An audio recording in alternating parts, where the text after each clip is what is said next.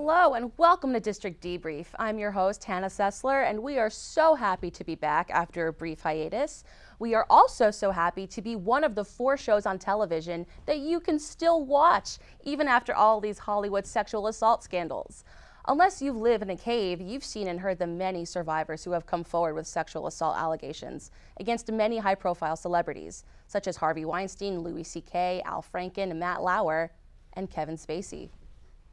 That's right, Kevin Spacey is now on the list of people you once idolized before finding out that they are complete and total trash. The 2-time Academy Award-winning actor has been accused of sexual assault by multiple people, including actor Anthony Rapp, who claimed that Spacey made sexual advances toward him when he was only 14. In light of these recent events, director Ridley Scott has decided to completely cut Spacey out of his most recent film, All the Money in the World, and replace him with actor Christopher Plummer. And that isn't the only project that was put on hold due to Spacey's misconduct.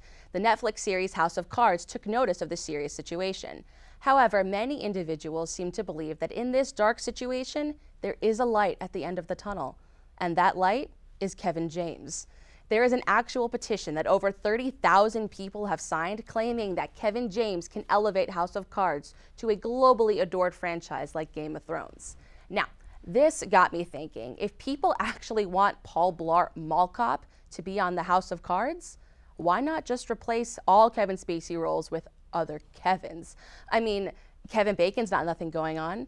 Kevin Hart was a Dancing with the Stars judge, so we know that he'll do just about anything. Hell, why stop at actors? Let's get Kevin from The Office or Kevin McAllister. It'll be Home Alone 5. Lost in the White House. I mean, it. Why don't we just kick it up a notch and throw in Kevin from Up?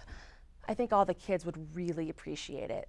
So call up Kevin, your brother's neighbor, and let him know the good news. 2018 will be the year of the Kevins. Now we'd like to discuss arguably a more serious topic, one that really hits close to home for a lot of us: bad professors. And we'd like to remind all of you watching out there that here at District Debrief, we, like Hollywood over the past couple of weeks, enjoy holding people accountable for their terrible ways. Let's take a look. I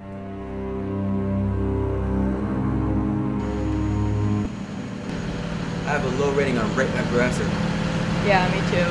You nervous? A bit. I mean, I haven't driven in DC since I moved here like 25 years ago, so. I have a 1.9 with 60 reviews. I'm gonna get picked for sure.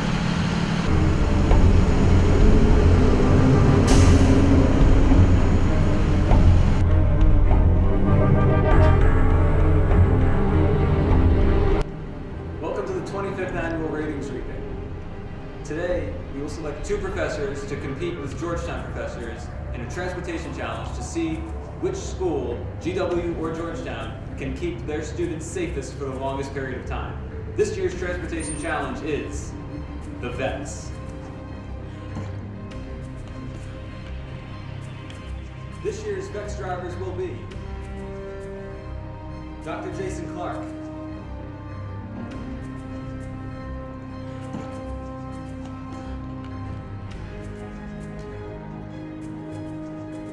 and our other participant is Dr. Andrea Carson. But I have a 4.5. I volunteer as tribute. Looks like we have a Bernie here, folks. Well, that is going to conclude our 25th Annual Ratings Reading. If I don't make it out of this, I want you to float me in the Burn swimming pool and have a Viking funeral. Don't talk like that. They're just trying to teach you a lesson. You have to show them you can beat the Georgetown professors. I haven't driven in 25 years, Andrea. Look at me. You have to remember what you're doing. All you have to do is show up on time, wear the uniform, and try not to kill everyone.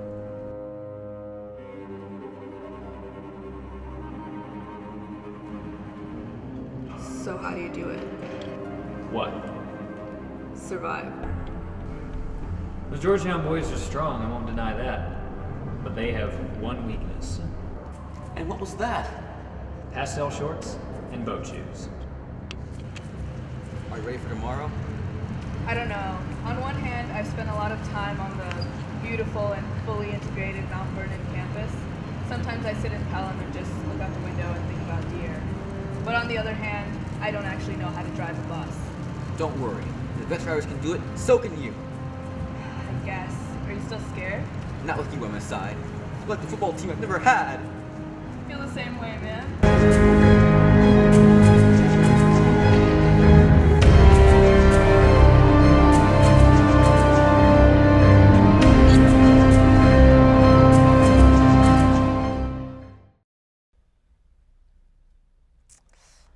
I think that pretty much sums it up. Don't go anywhere, we'll be right back.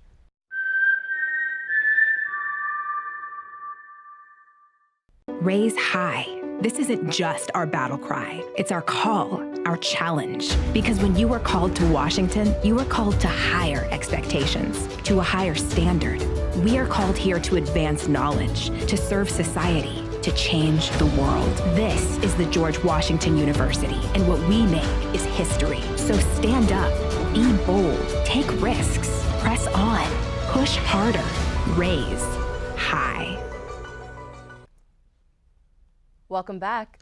Quick question. When you guys look at animals, do you suddenly get super existential? You do? Well, don't stress because you are not alone. Melania Trump does too. Actually, no, I take that back. You should probably be stressed. Recently, the President and the First Lady returned from a 12-day tour of Asia, visiting countless foreign leaders and diplomats from all across the region. Most importantly for Melania Trump, however, was her introduction to Gugu the panda. After meeting with Gugu, she posted a photo of herself feeding him on her Twitter. I don't know about you, but Melania seems to show a lot more affection for her new friend than she has for her husband over the past year. Holy has it already been a year? Ugh. Anyway, while Gugu has recently captured Melania's attention, she's also shown her love for other animals in the past, including a beluga whale. What is she thinking? Not surprisingly, Melania is much more concerned with the inner workings of a beluga whale's mind than she is about the inner workings of the nation's government. At least she'll be able to see plenty more whales than when the tides rise due to the Trump administration's failure to recognize climate change. As the tides begin to rise and temperatures begin to astronomically change, we will see more and more species forced to move from their natural habitats, from the calmness of nature into the chaos of urban life. But no one species will be more displaced than the beloved Bear Grylls. Check it out.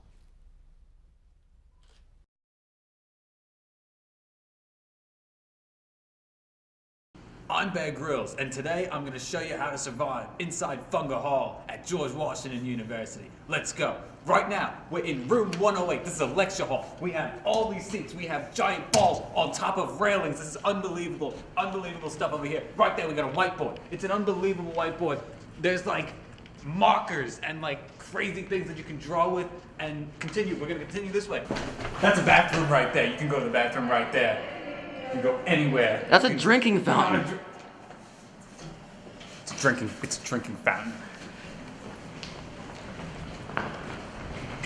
FedEx Express, you can send packages and get mail. You can even pick up mail here. No pickup. And pickup. FedEx. This is a tripod. It's a wild tripod. Look, be careful. Be very careful.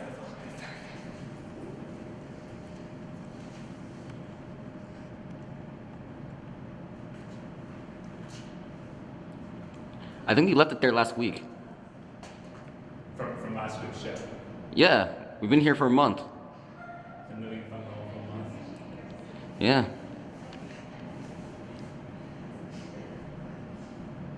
That's definitely a month and a half. Let's go upstairs. Come on. We're gonna go upstairs. That's the basement. Oh. Fifth floor. Funga Hall, let's go. So while we're in the elevator, just some crazy things about Funga Hall, facts about Funga Hall. Funga Hall is named after people. Remember that. Good luck.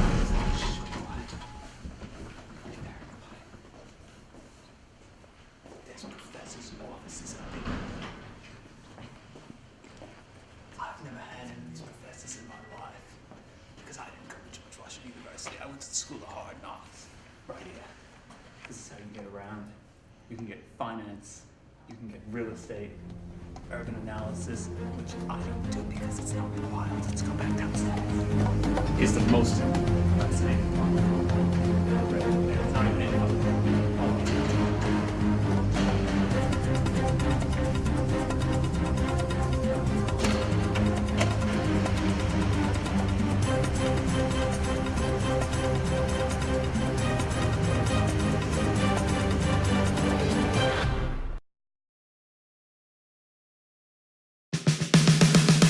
Over the fall semester, GW student-athletes have participated in over 4,800 hours of community service throughout the DC metro area. In a competition organized by Helper Helper, GW has completed more service hours than any other NCAA Division I or Division II institution. We are now in our final week. Follow GW Sports and Helper Helper app on Twitter to see the final rankings.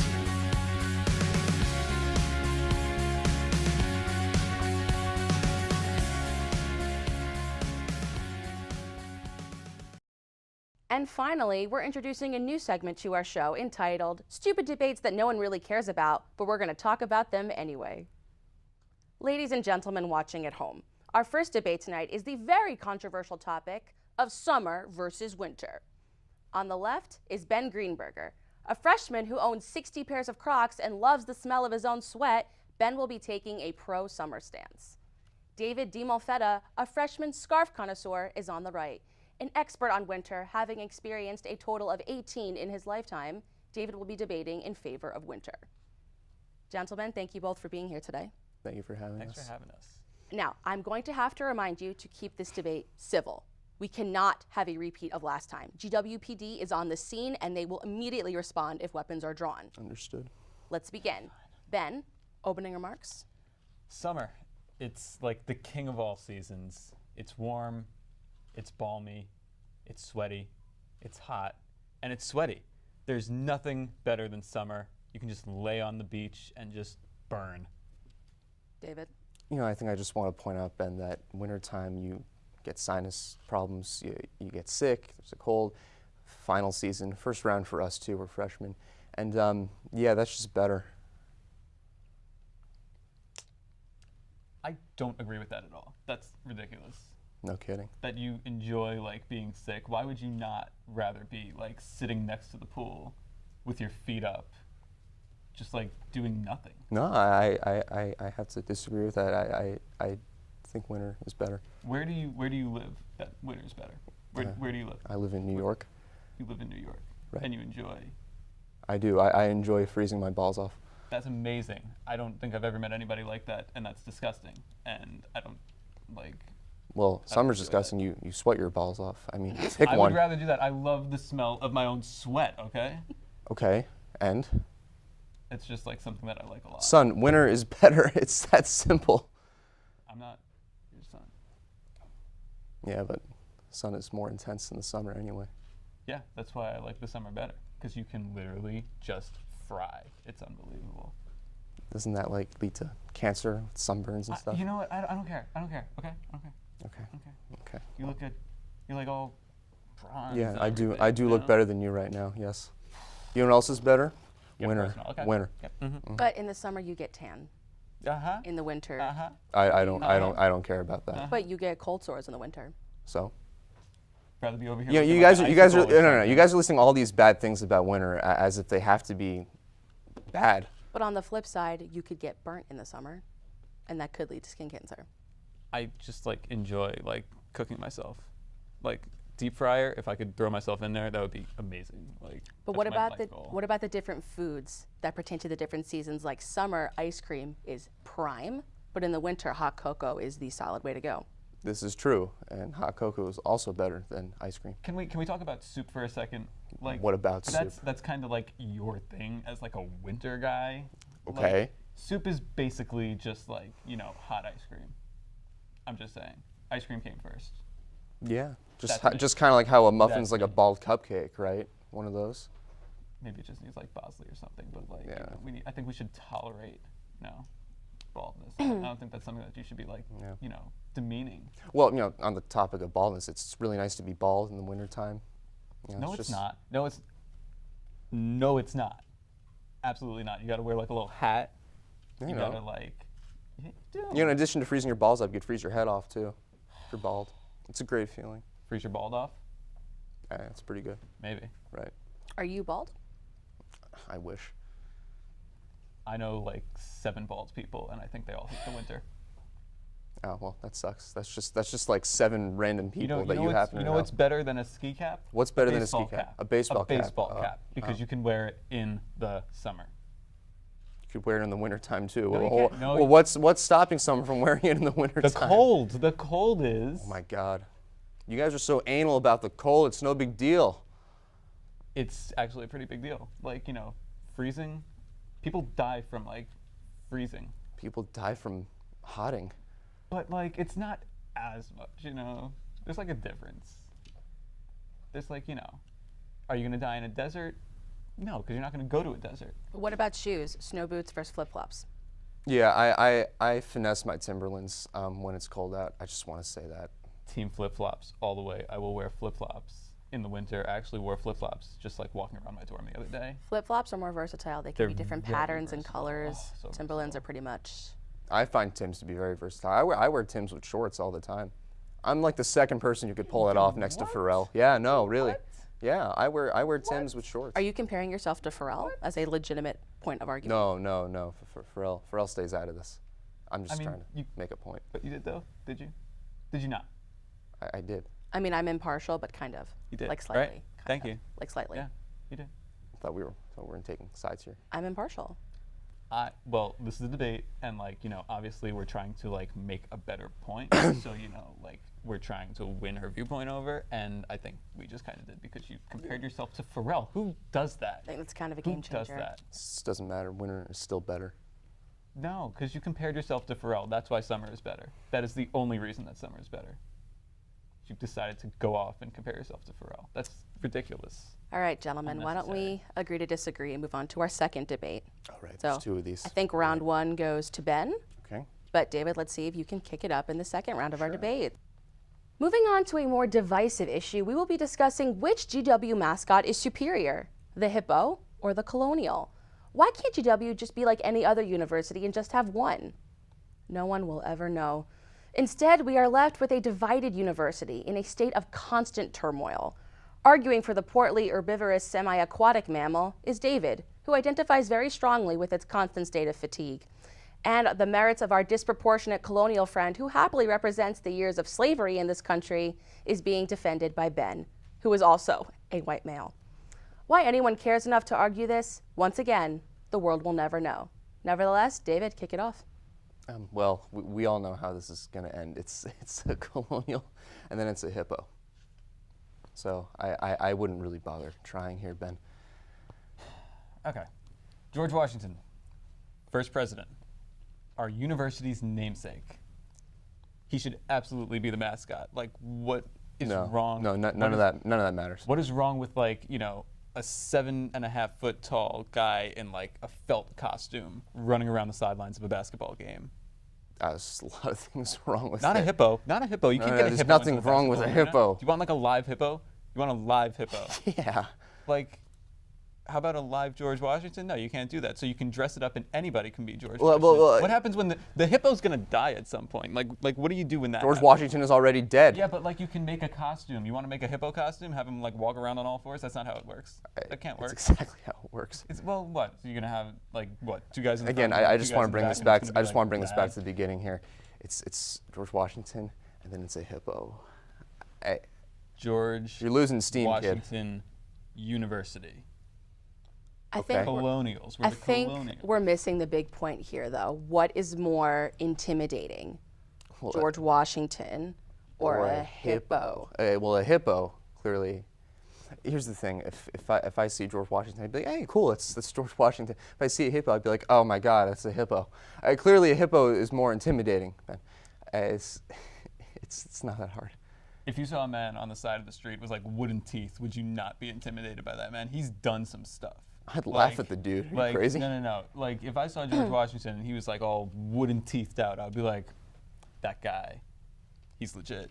He's fought some people. That's not He's legit. killed Having some wooden people. teeth. Having wooden teeth is And not. I would be, It's just, I would be threatened by people with wooden teeth. Something tells me a hippo I- would probably kill I more don't- people I than don't George think Washington. Hippos have wooden teeth. I think the standard should be. I wooden never teeth. said anything about hippos having wooden Wooden teeth. Wooden teeth. Say wooden teeth one more time. I could pay tuition here. Wooden teeth. He went there. He did it. Oh, great. I just got $70,000. Hippo's still better. There's also a debate that the hippo can also be known as the water horse. Does that make it cooler? Yeah, it's pretty badass. Can Water you horse. diversify George Washington at all? Yeah, see, I see George Washington on a horse, but hippo's a water horse. You know who the real water horse is? George Washington. He crossed the Potomac River. Actually, boat. across the Delaware. The Delaware River. There's so many God's sake. rivers. It's the same and, thing. It's the same It's the thing. same thing. It's the same There thing. are so many rivers, and he is like, you know what? He probably crossed the Potomac at some point too. He probably did that. You know why? Because he's a water horse. Hippo could cross, That's why. hippo could cross the river like 10 times as big. But the Potomac River is super polluted. Hippos need water, so. Yeah, Yeah. you got something against hippos, kid. But the hippo's not going to make it through there. You know who is? Because George Washington, he's like a water horse. He has a boat. He's fine. He's going to make it. A hippo doesn't need a boat. You know, George Washington requires all these extra externalities to get him across the water. A hippo doesn't need any of that. Question. Question. If either of you were the mascots, would you rather wear George Washington or a hippo? If you had to be Hippo. in the suit, how would you do it? I would be much more comfortable just being George Washington, you know, like feeling. Donning that big head Yeah, that probably I weighs would more love than it. Yeah, your it's whole pretty body. pretentious. I love it. And, you know, you can like become one with George Washington. You know, you're like, you feel him with you. Like, Okay, he's- but he's very with you. serious dilemma. What if you're wearing the big costume and the big mascot and someone flicks you and you fall over and you can't get up? It's not really a matter of what if. I think he'd fall over regardless. A hippo, it just doesn't happen. Hippo's got 4 legs, man. It's George pretty Washington sturdy. is a very sturdy man. I know this. But he but a hippo's got 4 legs He's got like 2 legs. 2 Yep. of steel. And the first president. You're gonna tell me like he's not a sturdy man? It's Hey. probably legs of wood, to be honest with you. His wooden Match teeth, the he probably has teeth. wooden legs. Yeah. Wood is an intimidating building material. That's all I'm gonna say. Hippo, George Washington. But on the flip side, though, George Washington is the first president. That's kind of got a renown to it. I don't buy it. Hippo's don't- kind of. Was the hippo the first president? It doesn't matter. Was- Hippos are still better. No. I was just running through like some quick math in my head. Like, no. All I right. don't think it's right. I think it is safe to say that David has won this debate, so I won this. I won this at the very start. congratulations. And gentlemen, About thank time. you again for being here. And that is the end of this segment. And after serious conversation, we have discussed absolutely nothing of substance. Thank you once again, gentlemen, for being here. Don't go anywhere. We'll be right back.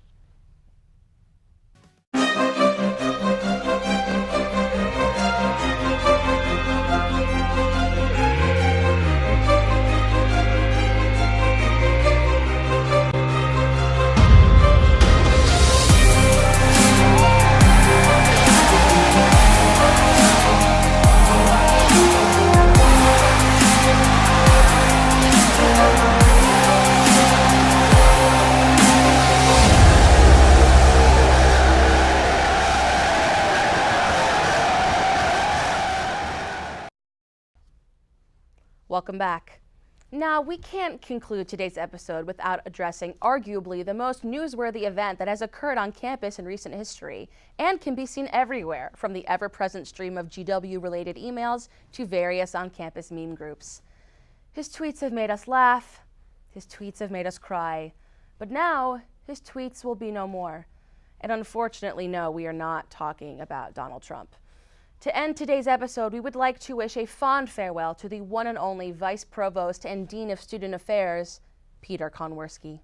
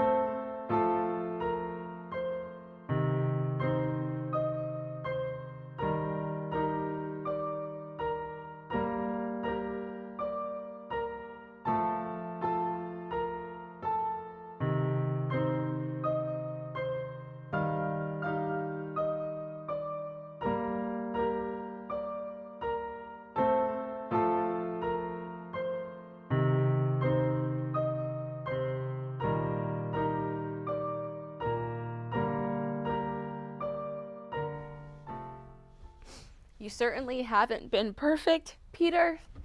And the effort you put into trying to be cool is something that no respectable person can identify with. But nobody can rock slicked back hair like you. Goodbye, Peter Kay. You will probably be missed. Well, that's our show. Thank you so much for tuning in to our Season 3 premiere in our newly renovated studio.